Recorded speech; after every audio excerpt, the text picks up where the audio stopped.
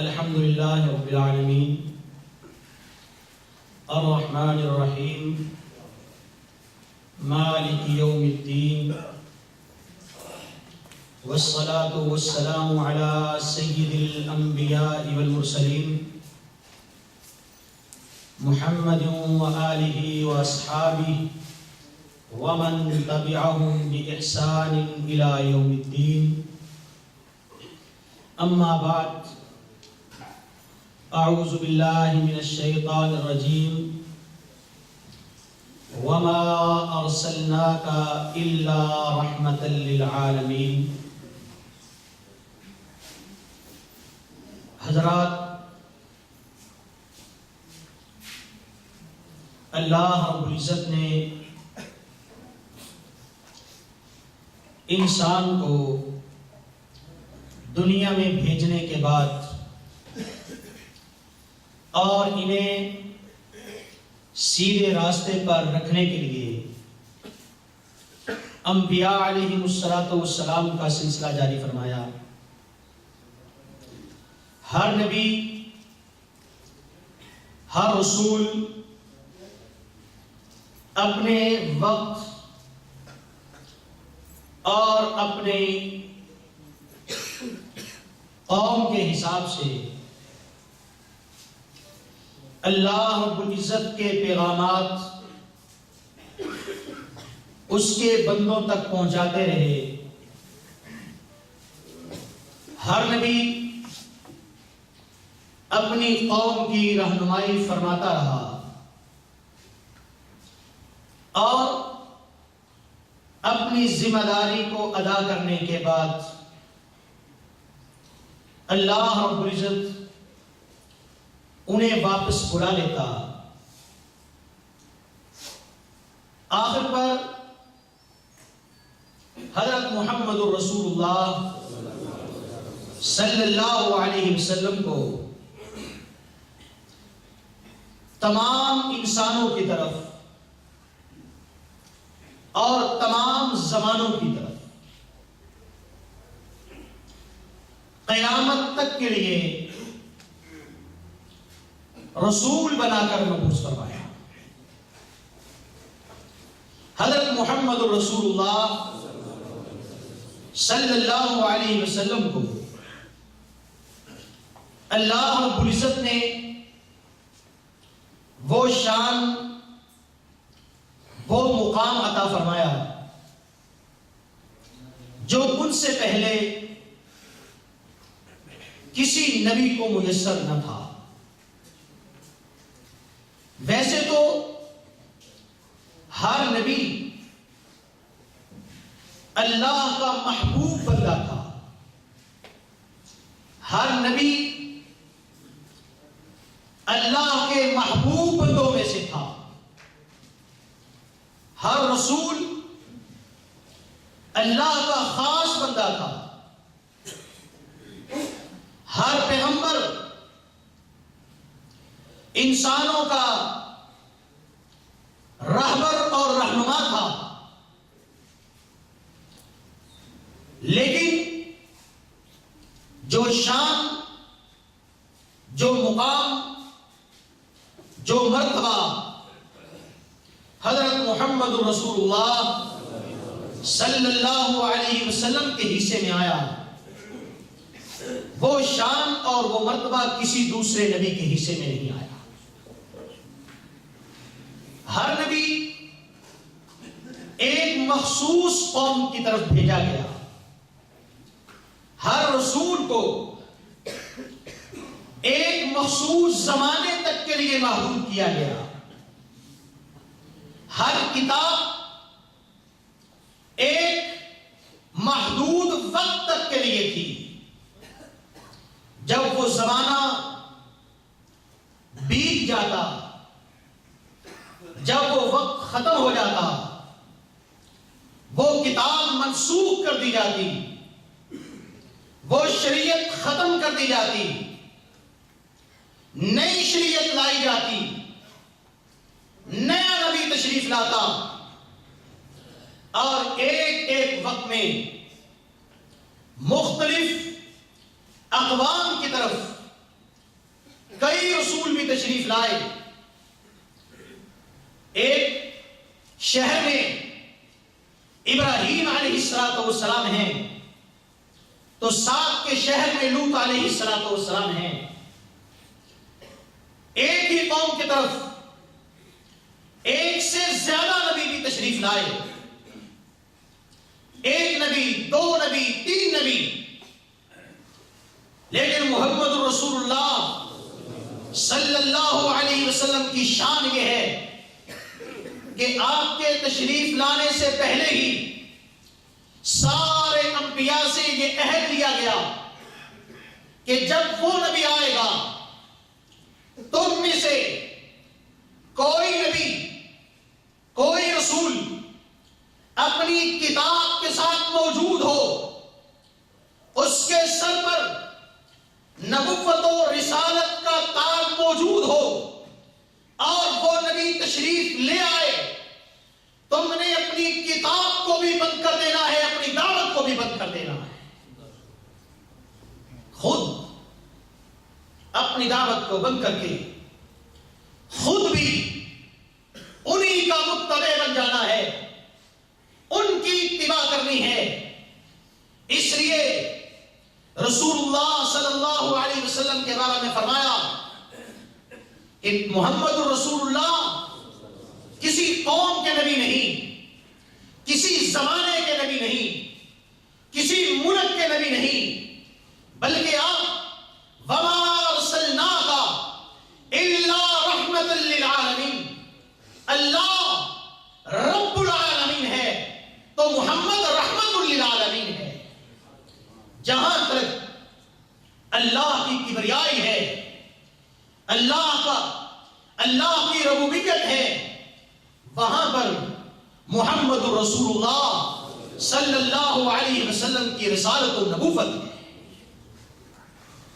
نبی مکرم حضرت محمد رسول اللہ صلی اللہ علیہ وسلم نے فرمایا قیامت قائم ہونے سے پہلے دنیا میں کوئی خیمہ ایسا نہیں بچے گا. گھر تو گھر ہیں، جنگلوں صحراؤں میں لگا ہونے والا خیمہ ایسا نہیں ہوگا جس میں سورج کی شعاع تو پڑتی ہو، جس پر سورج کی روشنی تو جاتی ہو، لیکن اس خیمے میں محمد رسول اللہ کے دین کی روشنی نہ پہنچے. پہلے انبیاء علیہ السلام محدود اقوام کی طرف، ایک شہر کی طرف، ایک علاقے کی طرف، اس کے باوجود وَكَذَلِكَ جَعَلْنَاكُمْ وَكَذَلِكَ جَعَلْنَا لِكُلِّ نَبِيٍّ عَدُوًّا مِنَ الْمُجْرِمِينَ، ہم نے ہر نبی کے لیے مجرموں کو ہم نے دشمن بنا دیا. ہر نبی کا کوئی نہ کوئی مجرم دشمن تھا.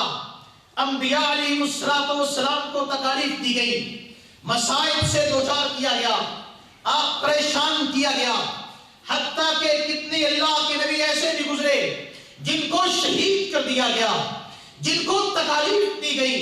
کتنے نبی تھے جن کو ہجرتوں سے دوچار ہونا پڑا، اور محمد رسول اللہ صلی اللہ علیہ وسلم جو سارے علاقوں کی طرف، سارے زمانے کی طرف تھے، آپ کو مشکلات، آپ کو پریشانیوں سے دوچار کیوں نہ کیا جاتا؟ نبی علیہ السلام نے فرمایا ہر نبی کو مصائب سے دوچار ہونا پڑا، اور میں اللہ کا زیادہ محبوب ہوں، اس لیے مجھے سب سے زیادہ مصائب کا سامنا کرنا پڑا. مکہ میں نبی صلی اللہ علیہ وسلم کو کتنی مصائب سے، کتنی مشکلات سے دوچار ہونا پڑا. آپ کے راستے میں کانٹے بچھائے گئے، آپ کو گالیاں دی گئی، آپ کو مارا اور پیٹا گیا، آپ پر پتھر برسائے گئے، آپ کو قتل کرنے کی کوشش کی گئی. سرور کونین مکہ سے باہر نکلے، طائف رک کر کیا، اور پھر وہ سفر آپ اکثر بھائیوں کو یاد ہوگا، سیدہ عائشہ رضی اللہ تعالیٰ عنہ فرماتی ہیں ایک دن میں نے سرور کونین سے پوچھا کہ اللہ کے نبی آپ کی زندگی میں سب سے مشکل دن کون سا تھا؟ فرمایا عائشہ میری زندگی میں سب سے مشکل دن وہ تھا جب مجھے طائف سے نکالا گیا تھا، طائف سے نکالا گیا تھا۔ لیکن رحمت للعالمین کی حالت کیا ہے کہ ہر طرف سے پتھر برس رہے ہیں، گالیوں کی بوچھاڑ ہو رہی ہے، خون جسم سے بہہ رہا ہے۔ اللہ اکبر۔ سیدنا زید بن حارثہ نے جب یہ حالت دیکھی، اور زید بن حارثہ کی حالت یہ تھی کہ وہ پتھروں سے آپ کو بچانے کے لیے کبھی دائیں ہوتے ہیں، کبھی بائیں ہوتے ہیں، کبھی آگے آتے ہیں، کبھی پیچھے سے آپ کا دفاع کرتے ہیں، لیکن ایک زید کتنے پتھروں کو روک سکتا تھا؟ سرور کونین کی یہ حالت دیکھی، عرض کی آقا آج جو آپ کی حالت ہے یہ حالت اتنی ہے اس پر اللہ کو اتنا ترس آئے گا، اللہ کے نبی اگر آپ ان پر بد دعا کریں اللہ ضرور قبول کرے گا۔ سرور کونین ہنس پڑے، کہا زید تجھے یقین ہے اگر میں ہاتھ اٹھا دوں میری بد دعا ضرور سنے گا؟ کہا آقا آپ کی آج حالت ہی اتنی نازک ہے کہ اللہ کیوں نہیں سنے گا؟ کہا زید جب یہ یقین ہو کہ میری بد دعا سنے گا تو پھر محمد بد دعا نہیں کرتا، ان کے لیے دعا کرتا صلی اللہ علیہ وسلم۔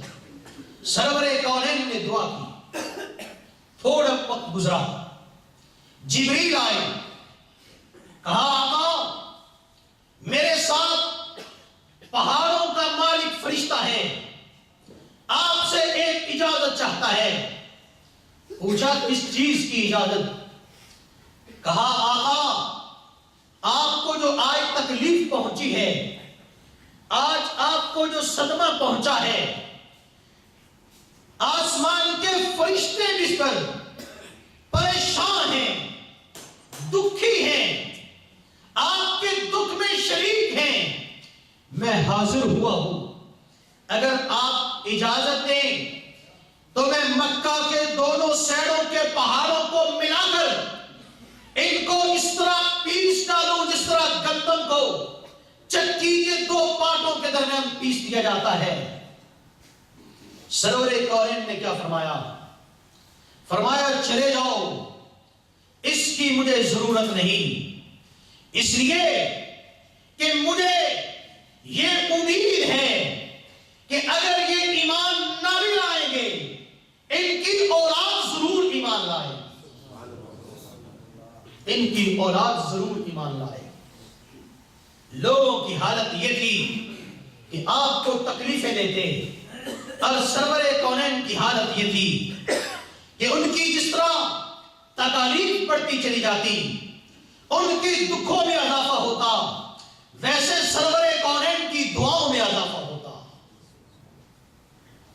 آپ کو کتنی مرتبہ شہید کرنے کی کوشش کی گئی، کیوں؟ آپ نے کسی کا کیا نقصان کیا تھا؟ آپ تو وہ تھے جنہوں نے آ کر لوگوں کی جانوں کو بچایا تھا، لوگوں کے لیے حقوق مقرر کیے تھے، لوگ اپنی بچیوں کو زندہ دفن کرتے تھے، محمد الرسول اللہ وہ تھے، رحمت للعالمین وہ تھے جو لوگوں کی بچیوں کو زندہ رکھتے تھے۔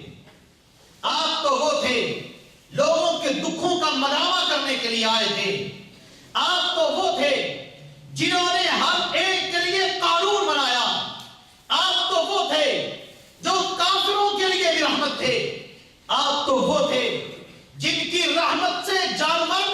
امیر ہوتے تھے، لیکن کافروں کی حالت یہ ہے، مجرموں کی حالت یہ ہے کہ وہ اس وقت بھی ایسے آدمی کو برداشت نہیں کرتے تھے اور آج بھی برداشت نہیں کیا جاتا۔ آج اسلام سرور کونین کا لایا ہوا دین اتنا عظیم تر ہے، اتنا مضبوط ہے، انسان کی فلاح کے لیے، انسان کی دنیاوی کامیابی کے لیے، اخروی کامیابی کے لیے اتنا مکمل نسخہ حیات ہے۔ آپ کا لایا ہوا دین کامیابی کی ضمانت ہے۔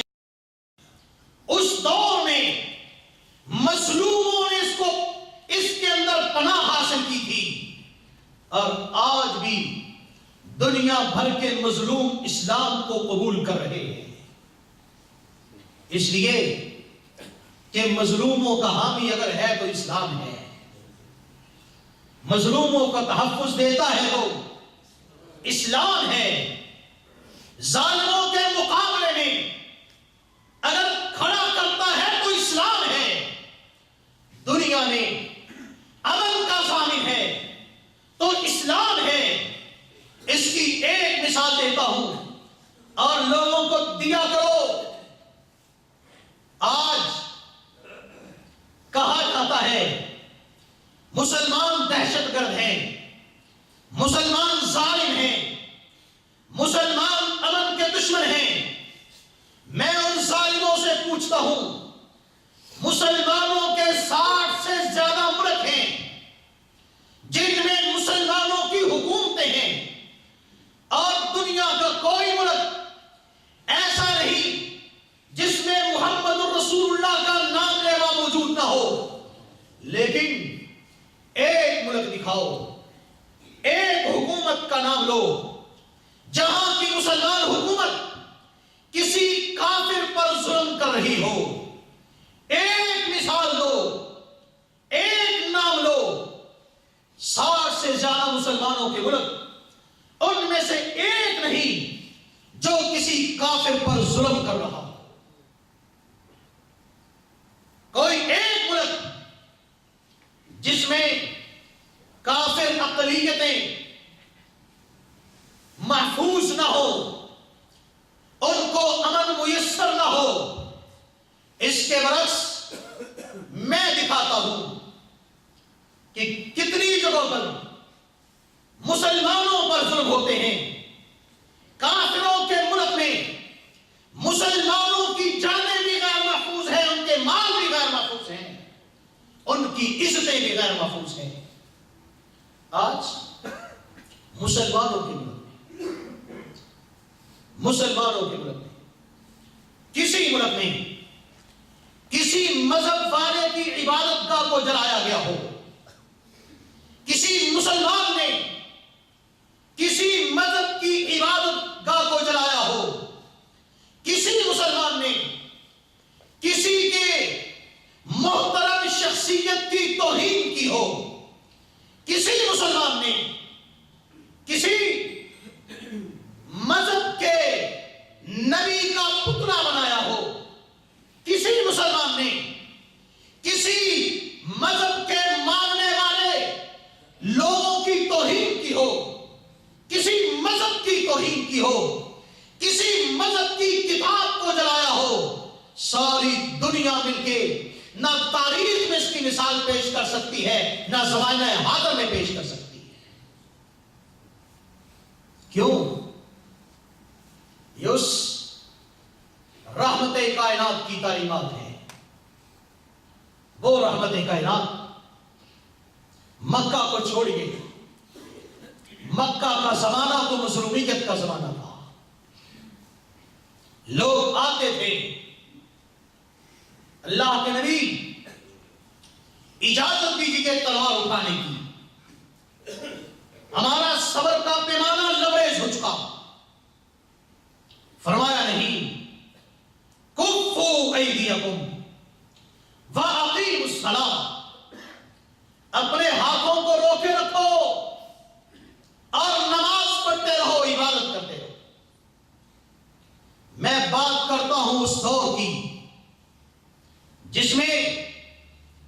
محمد الرسول اللہ صلی اللہ علیہ وسلم نبی ہونے کے ساتھ ساتھ بادشاہ بھی تھے،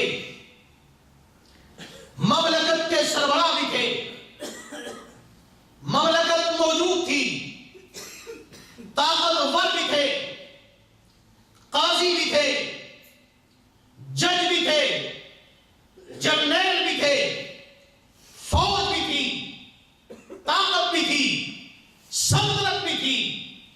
میں بات کرتا ہوں اس دور کی جب آپ کے پاس ساری طاقتیں موجود تھی، اس کے باوجود آپ نے یہودیوں کو حکم دیا کہ جاؤ محمد کی سلطنت میں تم اپنے مذہب کے مطابق زندگی گزارو۔ لوگ آئے، ایک مقدمہ لے کر آئے کہ حضرت ان دو ایک مرد اور عورت نے زنا کا ارتکاب کیا ہے، انہیں سزا دیجیے، ان کا فیصلہ کیجیے۔ فرمایا فیصلہ میں نہیں کرتا، میرے دین کے مطابق نہیں، تم اپنی کتاب لاؤ، تمہارا فیصلہ تمہاری کتاب کے مطابق ہوگا۔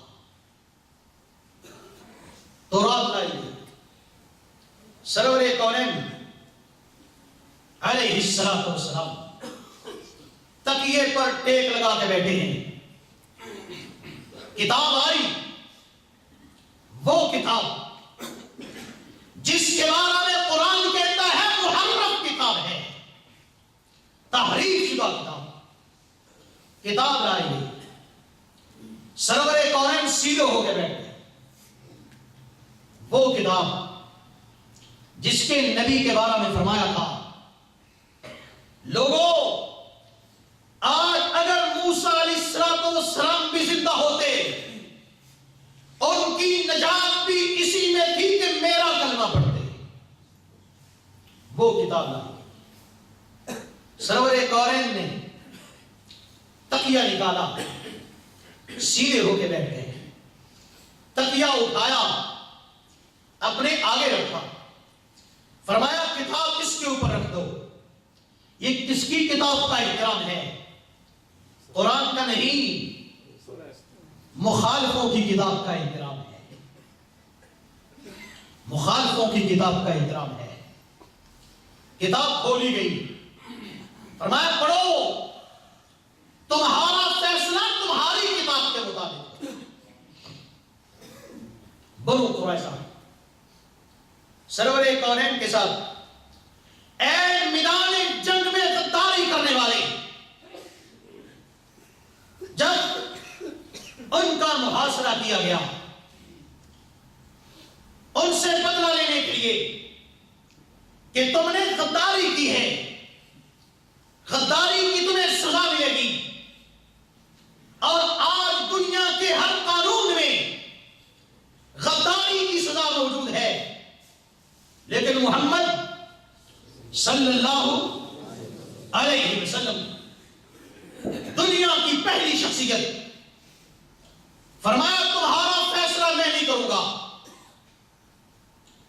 تمہارا فیصلہ کس کا؟ دشمنوں کا، اور دشمن بھی وہ جو زیر ہو چکے، دشمن بھی وہ جو آپ کے ہاتھ میں آ چکے، آپ کے محاصرے میں آ چکے، آپ جو چاہیں فیصلہ کر دیں۔ فرمایا تمہارا فیصلہ میں نہیں کروں گا، تمہیں آزادی ہے، جس کو چاہو اپنا فیصلہ مان لو، جس آدمی سے چاہو اپنا فیصلہ کروا لو۔ کیا کبھی حکومت نے ایسا کیا؟ ہائے ہائے، احترام، احترام، دشمن کا بھی احترام، محاصرے میں آئے ہوئے کا احترام، دوران جنگ میں غداری کرنے والے کا احترام۔ کہا جاؤ تمہیں آزادی ہے، جس سے چاہو اپنا فیصلہ کروا دو. انہوں نے اپنا جج خود منتخب کیا اور سرور کونین نے اس مقرر کردہ جج کے فیصلے کو ویسے ہی نافذ کیا. ایک لفظ اپنی طرف سے اس میں شامل نہیں کیا, ایک شک شامل نہیں کی. وہ نبی محمد الرسول اللہ صلی اللہ علیہ وسلم صلح حدیبیہ کے موقع پر معاہدہ لکھنے لگے. فرمایا لکھو یہ معاہدہ قریش اور محمد الرسول اللہ کے درمیان ہے. قریشیوں کا سفیر کہتا ہے ہم رسول اللہ کا لفظ نہیں لکھنے دیں گے.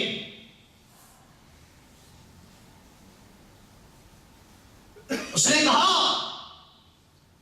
اگر رسول اللہ کا لفظ لکھو گے میں معاہدہ نہیں کروں گا. فرمایا علی رسول اللہ کا لفظ مٹا دو. لوگوں اپنے ملک قائم کرنے کے لیے, اپنے نام کے لیے, اپنی عزت کے لیے, اپنی ناموری کے لیے ملکوں کے ملک اجاڑنے والوں, یہ میرے نبی کا اسوہ ہے. کہا علی امن کے لیے میرا نام مٹایا جاتا ہے تو کوئی بات نہیں. علی نے کہا رضی اللہ تعالی آقا میرا ایمان گوارا نہیں کرتا کہ میں رسول اللہ کا لفظ مٹاؤں. فرمایا مجھے بتلاؤ میں اپنے ہاتھ سے مٹا دیتا. دشمن کی, مخالف کی عزت کو پامال نہیں کیا, اس کی ضد کو توڑا نہیں, بلکہ امن کے لیے اپنے نام کو مٹا دیا. کوئی ہے ایسا, کوئی ہے؟ لوگوں کو دیکھا کہ انبیاء میں تقابل کر رہے ہیں, جس سے خدشہ تھا ان کے ماننے والوں کے دلوں کو زد پہنچے گا, ان کو تکلیف ہوگی. فرمایا میرے ماننے والوں میرا کسی نبی سے تقابل نہ کیا کرو, میرا کسی نبی سے تقابل نہ کیا کرو. کوئی ہے ایسا دنیا میں امن قائم کرنے والا, دنیا کو قانون دینے والا, اسوہ حسنہ دینے والا؟ اس کا نتیجہ یہ ہوا کہ آج کے اس غیر گزرے دور میں بھی جب اس نبی کے پتلے جلائے جاتے ہیں, جب اس کے کارٹون شائع کیے جاتے ہیں, آج کے اس دور میں جب قرآن مقدس کو جلایا جاتا ہے, آج کے اس دور میں جب قرآن مقدس کی توہین کی جاتی ہے, اس دور میں جب قرآن مقدس کو باتھ روم میں بہایا جاتا ہے, جب اس دور میں قرآن کی توہین کے فوٹو شائع کیے جاتے ہیں اور مسلمانوں کو اشتعال دینے کے لیے عام لوگ نہیں حکومتیں یہ کام کر رہی ہیں, لیکن دیکھو آج بھی مقابلے کی فضا میں بھی, مقابلے کے میدان میں بھی آج بھی کسی مسلمان نے کسی نبی کا فوٹو جلایا, تصویر بنائی, کسی کا پتلا جلایا, کسی کی کتاب کی توہین کی ہو؟ نہیں. ساری دنیا مانتی ہے تو یہ سب کچھ اثر ہے نبی رحمت کی تعلیمات کا, آپ کی مقدس تعلیمات کا, آپ کی محترم تعلیمات کا, کہ آپ کی تعلیمات ایسی ہیں کہ آج تک کسی ایک جگہ پر کسی کافر پر ظلم نہیں کیا گیا, کسی کے ہائے ہائے ہائے. مجھے یاد آیا حضرت عمر رضی اللہ تعالی بیت المقدس میں تشریف لے گئے. بیت المقدس کے عیسائیوں نے چابیاں لا کر آپ کے ہاتھ پر رکھی، اور اس کے بعد وہاں کا بڑا پادری گزارش کرتا ہے کہ حضرت مجھے بڑی خوشی ہوگی کہ آپ میرے کلیسا میں، میرے معبد میں، میرے کلیسا میں نماز پڑھ دیں، میرے کلیسا کے لیے یہ یادگار ہوگا۔ فرمایا مجھے آپ کے کلیسا میں نماز پڑھنے میں کچھ مانے نہیں، لیکن مجھے ڈر ہے اگر آج میں نے نماز پڑھ دی، کہیں بعد میں آنے والا کوئی حکمران یہ نہ کہے کہ یہ اس کلیسا میں ہمارے نبی کے صحابی نے نماز پڑھی تھی، کہیں یادگاری کے طور پر اس پر قبضہ نہ کر لے، اس لیے میں تیرے کلیسا میں نماز پڑھنے کے لیے تیار نہیں۔ اور آج بھی دیکھو، ہندوستان کو دیکھ لو، جس ہندوستان میں مسلمانوں نے تقریباً 1000 برس تک حکومت کی، لیکن آج بھی مسلمان اقلیت میں ہیں۔ آج بھی مساجد کی تعداد ہندوؤں کے مندروں سے کم ہے۔ یہ اس بات کی دلیل ہے کہ پوری تاریخ میں کبھی کسی ہندو پر ظلم و جبر کر کے اس کو مسلمان پر نہیں بنایا گیا۔ اور اس کے برعکس آج ہندو تنظیمیں سر عام یہ اعلان کر رہی ہیں، ادھر رہنا ہے ہندو بن کے رہو، ورنہ ہندوستان چھوڑ دو، ہم زبردستی ہندو بنائیں گے۔ لیکن مسلمان میں ایک واقعہ بھی ایسا نہیں ہے۔ عزیزو، آج کے اس دور میں جب سب کے لیے امن کا نعرہ لگایا جاتا ہے، جمہوریت کا نعرہ لگایا جاتا ہے، اور سب کے لیے مساوات کا نعرہ لگایا جاتا ہے، لیکن اس کے باوجود مسلمانوں کے ساتھ ناروا سلوک کیا جاتا ہے۔ ایک اخبار ہمارے نبی رحمت کے کارٹون بنا کے شائع کرتا ہے، دوسرا کرتا ہے، تیسرا کرتا ہے، مسلمان احتجاج کرتے ہیں، مسلمان اس کے خلاف آواز بلند کرتے ہیں۔ اس کا نتیجہ یہ ہوتا ہے کہ وہاں کی حکومتیں اپنے کرندوں کے ساتھ کھڑی ہو جاتی ہیں کہ ہمارے ہاں آزادی ہے، جو کچھ چاہے کوئی لکھے، جو چاہے بولے، جو چاہے شائع کرے۔ اور جب مسلمان کھڑے ہوتے ہیں تو انہیں دہشت گرد قرار دیا جاتا ہے۔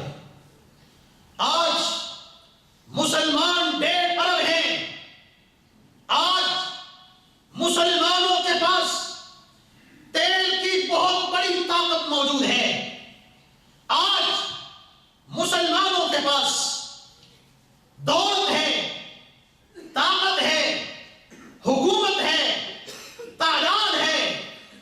اس کے باوجود ساری دنیا میں صرف مسلمانوں کے دین کی توہین کیوں کی جاتی ہے؟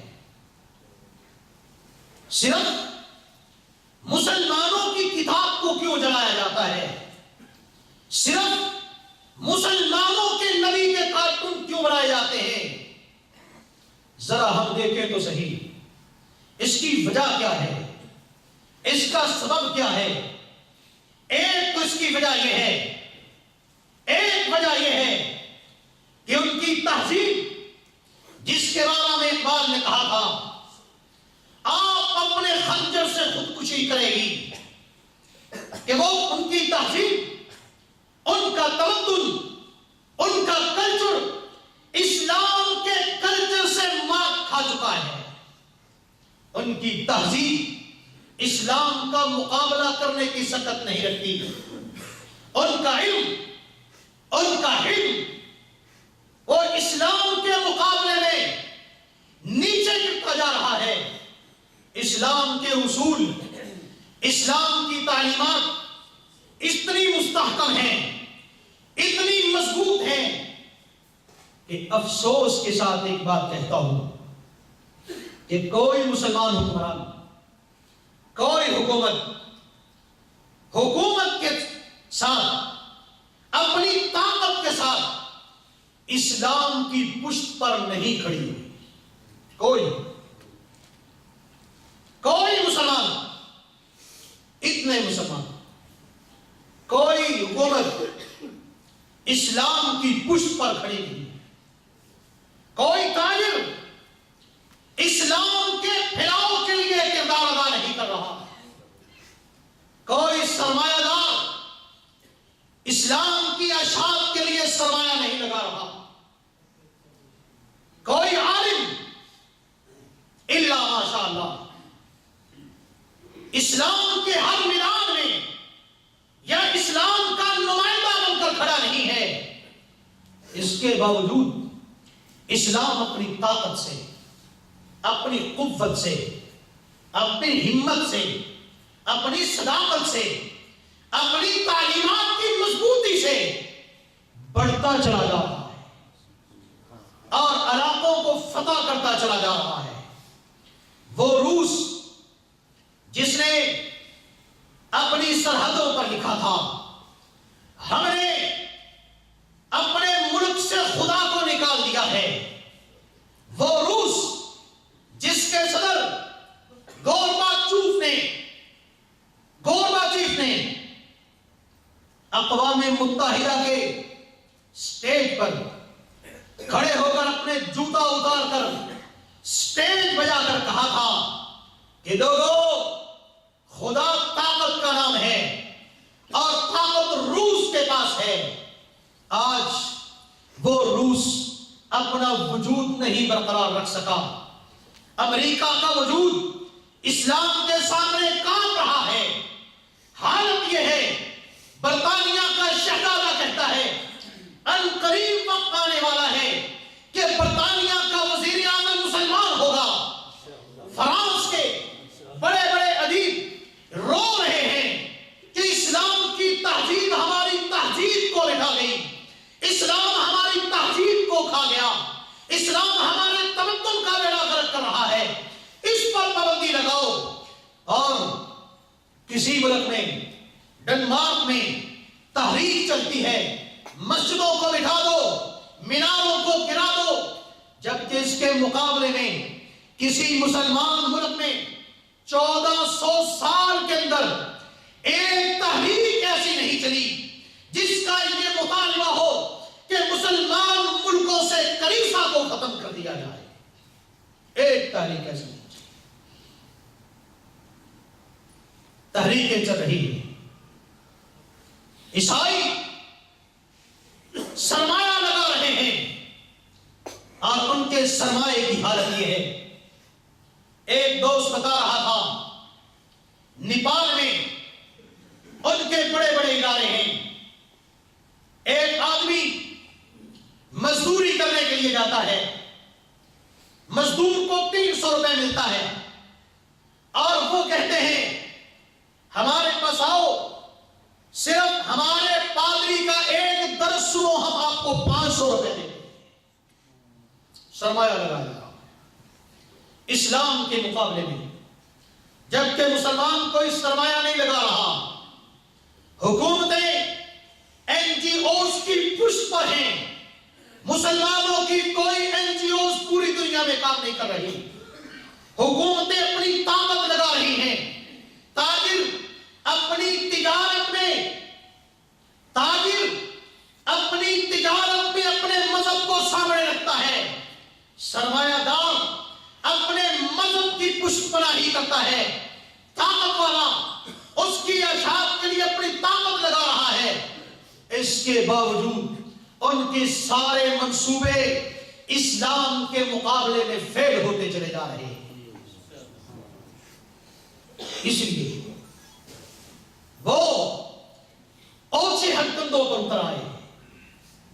اور دوسری وجہ یہ ہے عزیزو، کسی کے باپ کو گالی تبھی دی جاتی ہے جب گالی دینے والا یہ یقین کر لیتا ہے کہ اس کے بیٹے میرا کچھ نہیں بگاڑ سکتے. جب بیٹے بے غیرت ہو جائیں یا اپنے باپ کو چھوڑ دیں اس کو گالی دی جاتی ہے. امام مالک رحمہ اللہ نے فرمایا تھا اس قوم کو زندہ رہنے کا کوئی حق نہیں جس کے نبی کو گالی دی جاتی ہے. اور آج ہم 1.5 ارب ہیں اور زندہ و جاوید ہیں. ہمارے نبی کے پتلے جلے ہمیں کوئی فرق نہیں پڑا. ہمارے کتاب ہمارے قرآن کی توہین ہوئی ہمیں کوئی فرق نہیں پڑا. فرق کیسے پڑتا؟ ہم نے قرآن کی توہین سے پہلے قرآن کو کب کا چھوڑ چکے ہیں. کب کا چھوڑ چکے. ہمارے نبی کی توہین ہوئی اس لیے انہوں نے دیکھا کہ مسلمان اپنے نبی کو چھوڑ چکے ہیں. قرآن مجید نے ایک مثال دی اور آج وہ مثال اپنے معاشرے میں دیکھیے. اللہ رب العزت فرماتے ہیں کہ لوگوں میں ایسے لوگ بھی ہیں جو اللہ کو چھوڑ کر اوروں کی محبت میں گرفتار ہیں. وَمِنَ النَّاسِ مَن يَتَّخِذُ مِن دُونِ اللَّهِ اندادا یحبونہم کحب اللہ. لوگ اللہ کو چھوڑ کر اوروں کی محبت میں گرفتار ہیں. اور دوسری جگہ پر مثال دی فرمایا ان کی محبت کی حالت یہ ہے کہ اللہ کے بارے میں بات ہو ان کو کوئی ٹینشن نہیں ہوتی اور ان کے بنائے ہوئے بڑے اور محترم شخصیتوں کے بارے میں بات کرو یہ لوگ آپ کا گریبان پکڑ لیں گے.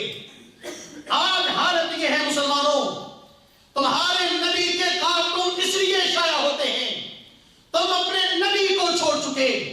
تمہاری کتاب کو اس لیے جلایا جاتا ہے تم اپنی کتاب کو بھلا چکے. تمہاری مسجدوں پر قبضے اس لیے ہوتے ہیں کہ تمہاری مسجدیں پہلے سے ویران ہو چکی ہیں. مجھے ایک انڈین ساتھی نے بتایا کہ بابری مسجد کے ٹوٹنے سے پہلے 36 سال پہلے مسجد بند رہی. کوئی اس میں نماز نہیں پڑھتا تھا. ویران تھی. ویران مسجد. اور کس ملک میں جہاں پر مسلمان کروڑوں کی تعداد میں. آج ہماری حالت یہ ہے کہ ہم نے اللہ کو چھوڑ کر اوروں کو معبود بنا لیا ان کو بزرگوں کا نام دیا اور ان کی محبت میں ایسے گرفتار ہوئے کہ اللہ کی توہین ہوتی ہے ہو جائے اس کے سامنے اللہ کی توہین کوئی کرے اس کو کوئی پرواہ نہیں ہوتی. لیکن اس کے بنائے ہوئے جادی بزرگ کی توہین کی جائے توہین نہیں اس کا انکار کیا جائے لوگ آپ کے گریبان کو پکڑ لیں گے. نبی محمد رسول اللہ صلی اللہ علیہ وسلم جس نے کہا تھا کہ موسیٰ علیہ السلام کی نجات بھی تبھی ہو سکتی ہے جب وہ میری اتباع کریں گے. میری اتباع کے بغیر موسیٰ علیہ السلام کی نجات بھی ممکن نہیں. لیکن آج حالت یہ ہے ہم نے اس نبی کو چھوڑ کر کتنے پیر بنا لیے کتنے امام بنا لیے. نبی کی بات کی جائے نبی کی بات کو ٹھکرا دیا جاتا ہے. حدیث کو ٹھکرا دیا جاتا ہے. کتنے میرے بھائی ہوں گے جن کو حدیث کی کتابوں کے نام تک کا علم نہیں ہوگا. کتنے لوگ ہیں حدیث پڑھنے والے کتنے ہیں حدیث پر عمل کرنے والے. آج تو ممبر و محراب کے وارثوں کا عالم یہ ہے کہ نبی کی حدیث آئے وہ یہ نہیں دیکھتے کہ یہ سرور کونین کا فرمان ہے، وہ دیکھتے ہیں نبی کی حدیث ہمارے مذہب کے مطابق ہے یا نہیں۔ کل کی بات ہے، مسجد میں کیا نماز پڑھنے کے لیے دیکھا کہ ایک آدمی پیچھے سنتے پڑھ رہا ہے، میں نے اس کو روکا، کہا کہ سرور کونین نے فرمایا ہے جماعت کھڑی ہو جائے، جماعت کے ساتھ شامل ہو، جو پیچھے نماز پڑھے گا اس کی نماز نہیں ہوگی۔ وہ بعد میں مجھے کیا کہتا ہے، کہتا ہے یہ بتاؤ تمہارا مذہب کون سا ہے؟ میں نے کہا میں نے آپ کے سامنے سرور کونین کا فرمان رکھا ہے، کہتا ہے یہ بتاؤ تمہارا مذہب کون سا ہے؟ یہ کہتا ہے میرے مذہب میں ہو جاتی ہے، میرے مذہب میں ہو جاتی ہے۔ آج ہمارے ملکوں کی لڑائیاں کیا سرور کونین کے نام پر ہیں یا اماموں کے نام پر؟ آج فرقے کس کے نام پر، جماعتیں کس کے نام پر؟ آپ تو صدیوں سے اپنے نبی کو چھوڑ چکے ہو، جس نبی کو چھوڑ دیا جائے پھر اس کی توہین کیوں نہ ہو؟ جس کتاب کو چھوڑ دیا جائے پڑھنے والے نہ ہو۔ آج کتنے ہیں جو اللہ کی کتاب کو سمجھ کر پڑھتے ہو؟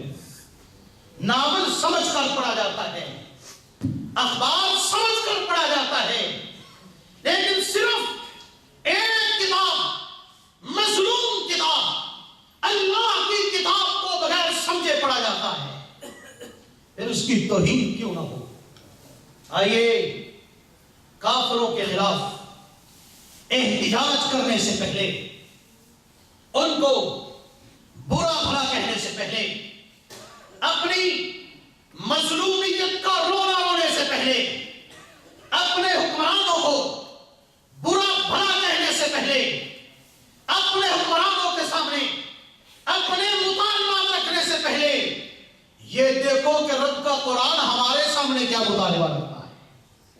آئیے اس کو تھامیے، آئیے اس کو تھامیے، آئیے رب کے قرآن کو تھامیں، سرور کونین کے فرمان کو تھامیں، پھر اللہ کی نصرت کو بھی آپ کو ملے گی، عزت بھی آپ کو ملے گی، عظمت بھی ملے گی، تمہارا دین بھی محفوظ ہوگا، تمہاری تہذیب بھی محفوظ ہوگی، تمہاری بھی عزت ہوگی، تمہارے نبی کی بھی عزت ہوگی۔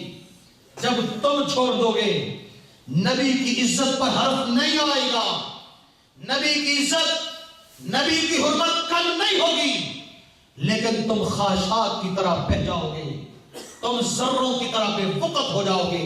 وآخر دعوانا الحمدللہ۔